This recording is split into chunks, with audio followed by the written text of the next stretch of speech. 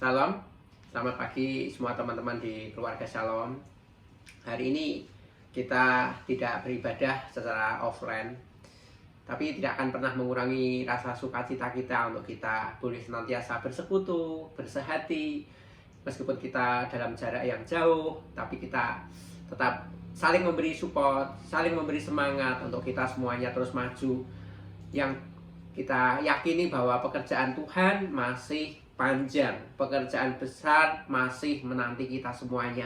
Jadi saya mengajak kita semuanya untuk terus kita ada di dalam sebuah semangat yang sama, untuk kita semuanya terus memperkatakan bahwa apa yang dikatakan Tuhan pasti akan terjadi dalam hidup kita semuanya. Baik Bapak, Ibu, dan Saudara semuanya, saya akan bagikan satu bagian dari kebenaran firman Tuhan untuk kita semuanya, yang pasti juga itu sudah menguatkan buat saya, dan saya akan bagikan kepada saudara semuanya. Dan saya berharap ini juga menjadi kekuatan bagi saudara semuanya. Saudara berada di mana? Mungkin sekarang saudara sedang ada di rumah bersama dengan saudara, mungkin mengikuti ibadah ini di tempat yang lain. Tapi saya yakin bahwa ketika firman Tuhan kita dengar, firman Tuhan itu berkuasa, dan firman Tuhan itu akan mengubah hidup kita semuanya.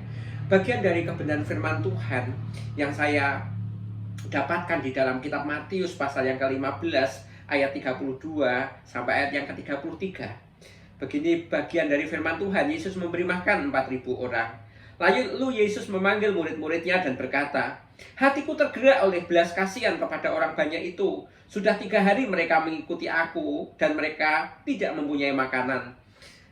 Aku tidak mau menyuruh mereka pulang dengan lapar. Nanti mereka pingsan di jalan." Kata murid-murid kepadanya, "Bagaimana di tempat sunyi ini kita mendapat roti untuk mengenyangkan orang banyak yang begitu besar jumlahnya?" Nah, saya percaya bahwa hidup ini akan mempengaruhi. Apa yang kita pikirkan akan mempengaruhi apa yang kita lakukan. Apa yang kita dengar juga akan mempengaruhi apa yang kita pikirkan. Jadi segala sesuatu itu akan mempengaruhi. Nah, sekarang kita akan melihat sebuah tindakan dari Yesus yang kemudian menunjukkan sebuah power, sebuah kuasa. Dan kuasa itu ada sebuah pengaruh yang mendorong untuk dia kemudian berbuat sesuatu. Jadi kuasa itu timbul dari sebuah dorongan di dalam. Apa itu? Belas kasihan. Yesus berkata bahwa hatiku tergerak oleh belas kasihan. Dalam cerita ini sangat luar biasa. Bagaimana Tuhan begitu peduli dengan orang banyak yang datang kepada Yesus, yang mendengar Yesus. Tetapi yang menggerakkan hatinya adalah belas kasihan. Rupa-rupanya tindakan Yesus membuat sebuah kuasa di hadapan banyak orang sebagai sebuah perhatian, wujud sebuah kepedulian. Itu digerakkan dari apa yang ada di dalam, dipengaruhi oleh hatinya yang mana? Yang penuh dengan belas kasihan. Hatiku tergerak. Jadi itu adalah sebuah motor, itu adalah mesin di dalam tubuhnya, di dalam hidupnya, di dalam jiwanya, yang kemudian menggerakkan Yesus untuk berbuat sesuatu. Percayalah sebenarnya bahwa kita pun, apa yang kita lakukan juga digerakkan oleh mesin penggerak yang ada di dalam hidup kita semuanya. Spesifik hari ini kita mau belajar tentang Yesus yang digerakkan oleh belas kasihan, sehingga sekian banyak orang itu tertolong. Nah, sekarang kita lihat ada 2 sebab bagaimana belas kasihan yang ada di dalam diri Yesus itu menggerakkan sebuah tindakan, membuat sebuah tindakan yang luar biasa, yang kemudian kita tahu ada mujizat bahwa Yesus memberi makan kepada 4.000 orang. Nah, kita akan lihat.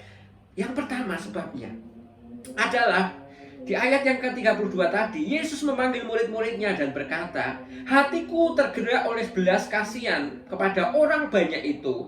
Sudah 3 hari mereka mengikut aku." Jadi sebuah sebab yang membuat Yesus kemudian tergerak oleh belas kasihan adalah ketika melihat orang banyak itu mengikut Yesus. Diceritakan di sana sudah 3 hari. Nah, 3 hari itu rangkaian waktu di mana mereka itu pagi siang malam mendengar apa yang dikatakan oleh Yesus. Tidak peduli mereka ada seperti apa, bekal mereka sudah habis. Yang jelas mereka hanya berpikir untuk menerima apa yang Tuhan Yesus ajarkan. Karena mereka tahu bahwa pengajaran Yesus itu pengajaran yang penuh dengan kuasa. Tidak dijumpai rabi-rabi pada zaman itu yang mengajar dengan kuasa seperti Yesus, dengan belas kasih seperti Yesus, yang juga menunjukkan kuasa seperti Yesus. Apa yang diajarkan Yesus menjawab kerinduan banyak orang. Mereka merana, mereka dalam kondisi ketidakpastian, mereka terombang-ambing, mereka dalam kondisi yang benar-benar dikatakan di Matius pasal yang ke-9 itu seperti domba yang tidak bergembala, dan Yesus pun tergerak oleh belas kasihan. Jadi mereka itu mengikut Yesus sepertinya sudah tidak ada pertimbangan. 3 hari 3 malam mereka mengikut Yesus tanpa henti mendengar. Dan Yesus berkata, hatiku tergerak oleh belas kasihan karena melihat mereka yang mengikut aku.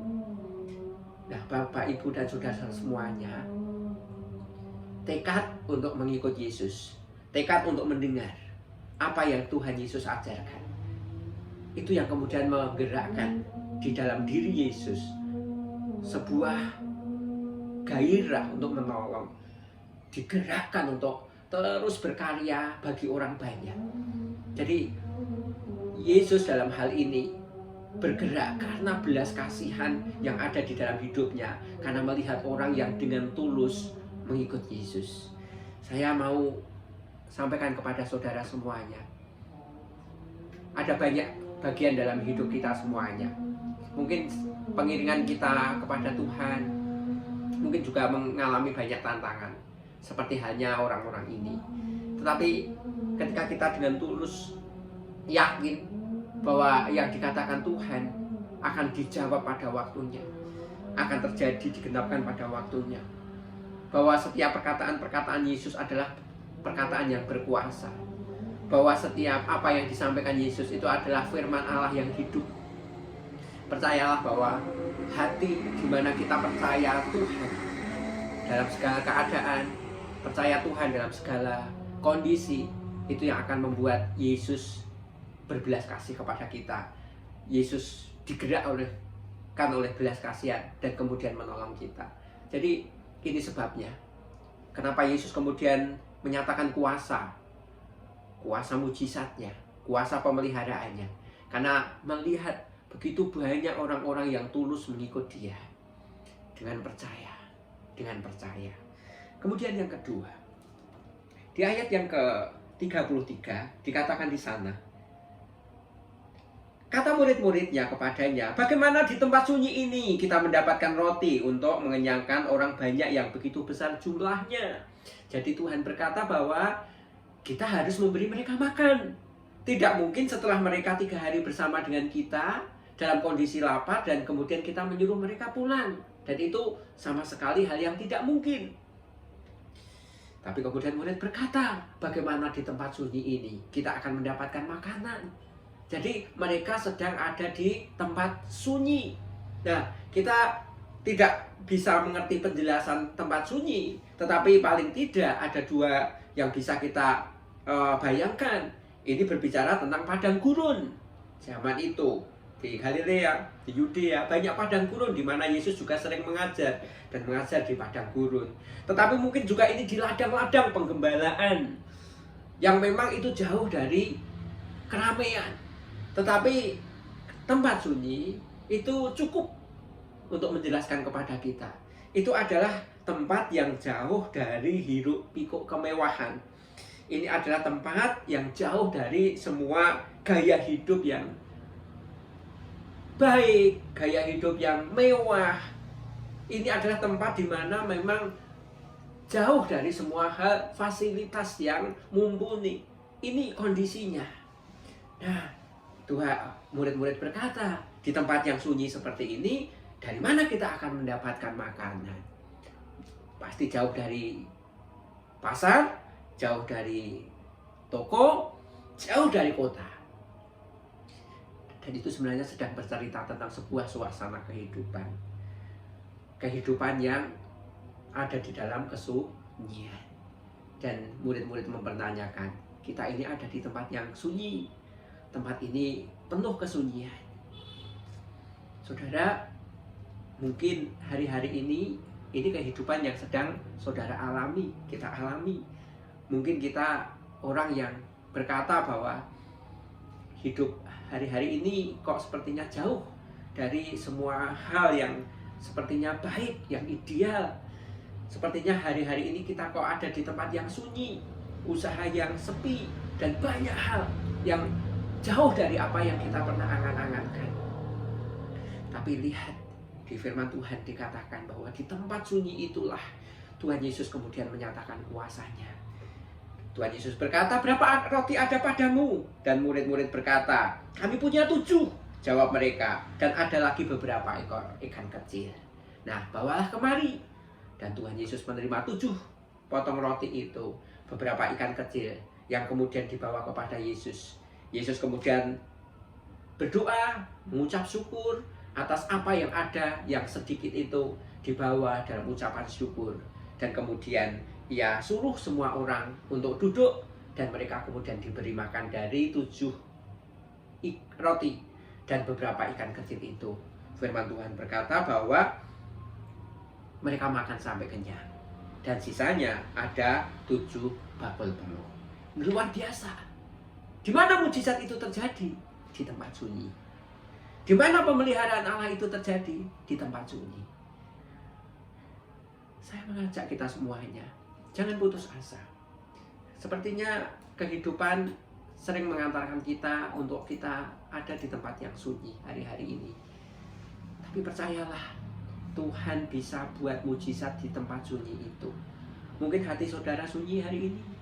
Mungkin hati saudara kesepian hari ini. Mungkin ada banyak kehidupan yang saudara merasa bahwa ini kehidupanku sunyi. Percayalah, di situ Tuhan menyatakan mujizatnya. Di situ Tuhan mau peduli dengan anak-anaknya. Jadi, percayalah, Tuhan selalu digerakkan oleh belas kasihan. Untuk apa? Untuk melakukan kuasa mujizat-mujizatnya atas hidup kita semuanya. Kapan itu terjadi? Di pembelajaran yang kita lihat pada pagi hari ini, ada 2 sebab. Ketika Tuhan kemudian digerakkan oleh belas kasihan itu, yang pertama adalah karena mereka mengikut Tuhan dengan ketulusan. Kondisi apapun, ngikut Tuhan. Ketika kondisi belum seperti yang diharapkan, tetap setia kepada Tuhan.